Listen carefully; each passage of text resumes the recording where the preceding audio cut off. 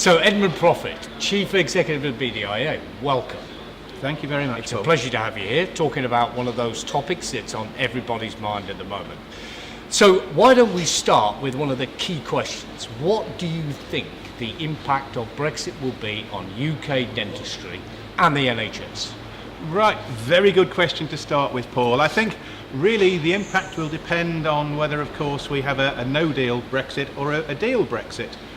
If there's a no-deal Brexit, that will compound a lot of the issues, and I think the sort of cliff edge will bring and exacerbate any uncertainties. If there's actually a deal Brexit, I think that will give the industry, dentistry, our clinical colleagues more opportunity to look what the impacts are going to be and work through that. So I guess worst case scenario, no deal. Potential impact really on the profession would be looking at future recruitment. We all know about the number of EEA European dentists working in the UK sector, and of course that hard no deal Brexit could have an impact on that in terms of how many leave, how many remain.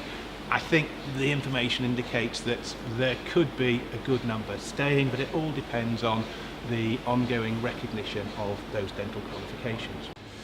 I mean, there are lots of views around that today the way forward is not clear and it's getting more confusing. Do you think there is time, though, for the government to introduce positive action that can help dentistry move through this situation?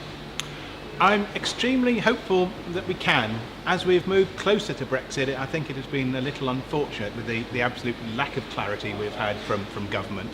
But in these last few weeks, I think there is still the opportunity to reach an agreement, to achieve an element of clarity, and to work towards the basically what is potentially agreed with Brussels. Now, looking at that for the dental profession and for industry, there are an awful lot of solutions there. So if we can actually work with government, if MPs can work with government, and we can achieve an agreement that is acceptable to all, there is a window of opportunity to move through into a smooth and ordered Brexit with a transition period, and that, I think, for industry and the dental profession would be the best way forward. What do you think they should do to take positive action? I mean, it's a very difficult one because you have a government that is not necessarily working with the majority. You have 27 member states who maybe have something a little bit different in mind as an outcome compared to the UK.